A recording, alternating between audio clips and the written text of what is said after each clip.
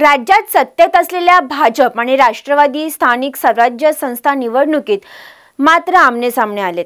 विशेषतः भोर नगर परिषदेच्या निवडणुकीत दोन्ही पक्षांमध्ये अटीतटीची लढत पाहायला मिळते। त्यातच काल दोन्ही पक्षांनी आपल्या प्रचाराचा नारळ फोडलाय।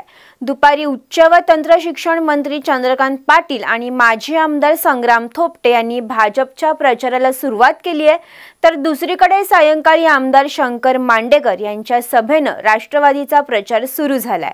दरम्यान यावेळी भाषणात बोलताना शंकर मांडेकर यांनी संग्राम थोपटे यांच्यावर कडाडून टीका केली आहे।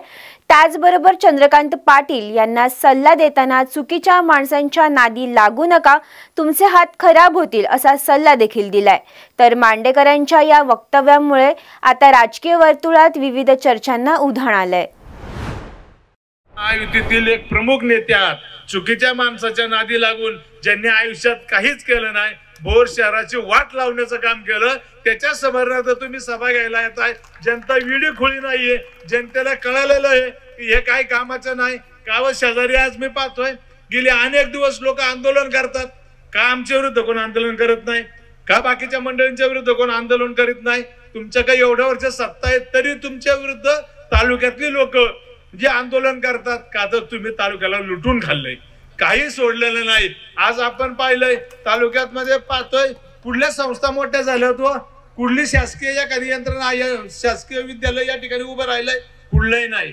आज आपण पाहतोय जी आहे शासनाची होती ती पण आपल्या ताब्यात घेऊन बसल्यात। एखादी धरणग्रस्तांची संस्था असन ती पण आपल्या ताब्यात, एखादी गावची शाळा असन ती पण आपल्या ताब्यात। मग भोर शहरासाठी तुम्ही काय केलं?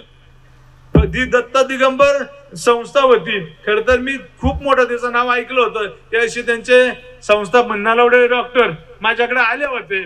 मी त्यांना विचारलं तुमची काय भूमिका आहे? नाही म्हणले आम्ही त्या महाराजांपासून लांब आहे। आता मला वस्तुस्थिती माहित नाही, पण त्यांनी मला सांगितलं। मी म्हणलं तुमची संस्था काय करते? संस्थेचं वाटोळ झालं म्हणले। म्हणलं का बरं? अहो म्हणले बुडीत निघाली। आणि मग आता पुढचं काय? म्हणले आम्ही सर्व संचालक मंडळ त्यांच्याबरोबर भांडतोय, आमचे शेअर्स आम्हाला परत द्या, आमचं भांडवल आम्हाला परत द्या, पण ते द्यायला तयार नाहीत। अशा किती संस्था आहेत व आज आपण पाहिलंय साखर फॅक्टरीची काय परिस्थिती आहे। कुणी तिचं नुकसान केलं? तुम्ही आम्ही केलं? त्यांनीच केलं ना। मग चुकीचा कारभार करून संस्थेचं नुकसान करायचं आणि लोकांच्या टोपर घालायचा की हे असं करतात, यांचा विकासाला खोडाचे आणि केवळ दुसऱ्याच्या माती खापर फोडण्याचं काम यांनी केलेलं आहे। आज मी पाहतोय आपण निवडून आलो, शब्द दिलता भोर येथील वडगाव आणि उतरोली येथील जी MIDC आहे तिला चालना देण्याचं काम करू। आम्ही मागच्या काळात मीटिंग लावली, मीटिंग मध्ये आमचं ठरलं, त्याच अधिकाऱ्यांनी सांगितलं तिथं असा निगेटिव्ह रिपोर्ट दिला होता की भोर शहर त्या दोन्ही गावातल्या 100% लोकांचा शेतकऱ्यांचा विरोध आहे MIDC ला। आणि ज्यावेळेस अधिकारी समोर बसले त्यावेळेस त्यांनी सांगितलं असं नाही, चुकीचा निगेटिव्ह रिपोर्ट आलेला आहे, अशी परिस्थिती नाहीये। मग आम्ही मीटिंग लावली, आपण मागे आलं पाहिजे 2 पावलं, म्हणून ते उमेदवार सर्व मागे आले आणि खऱ्या अर्थाने त्यांनी खूप मोठं काम या ठिकाणी केलेलं आहे। आज माझ्या अगोदर माझे अनेक वक्ते बोलत होते, त्यांनी या भागाच्या विकासाबद्दल बोलले। आज भोर शहराची परिस्थिती पाहिली तर हे खरंच आहे दादा, आपण कमानीत आल्यानंतर 2च पाट्या भोर शहरातनं जातात, एक मांडरदेवीला जातो आणि एक भोर शहरात येतो या राजवाड्याकडे। पण त्याची परिस्थिती काय आहे? एक गाडी आली तर दुसरी मोठी गाडी बसत नाही, अशी ही परिस्थिती या भोर शहराची आहे।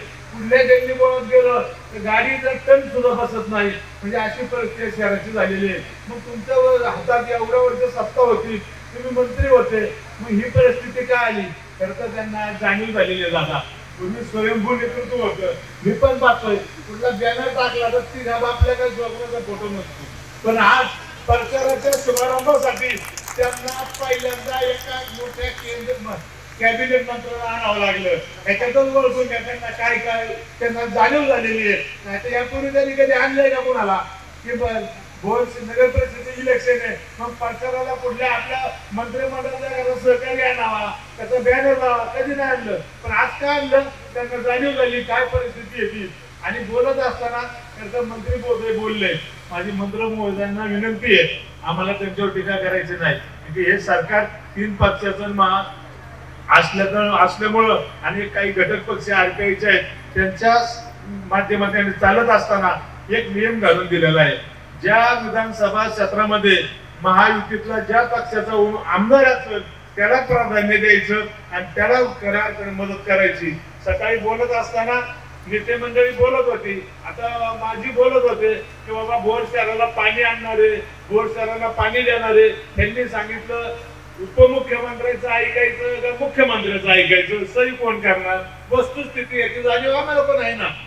शेवट फायनल सही मुख्यमंत्रीच करणार आहे, पण पहिली सही तर आमचीच होणार आहे ना. जर पंचायत समितीचा प्रस्तावच वर गेला नाही तर तुम्ही काय कशी परिस्थिती आहे. आम्हाला त्यांच्यावर टीका करायचं नाही, मला कुठल्याच भाजपवर बोलायचं नाही. परंतु हा केविलवाला प्रश्न आहे आणि माझी दादांना विनंती आहे, दादा चुकीच्या माणसाच्या नादी लागून आपले हात खराब करून घेऊ नका आणि आपले बाकीच्या गोष्टी खराब करून घेऊ नका. तेव्हा तुम्हाला आम्ही पहिल्यांदाच बोलतोय त्यांच्यावर.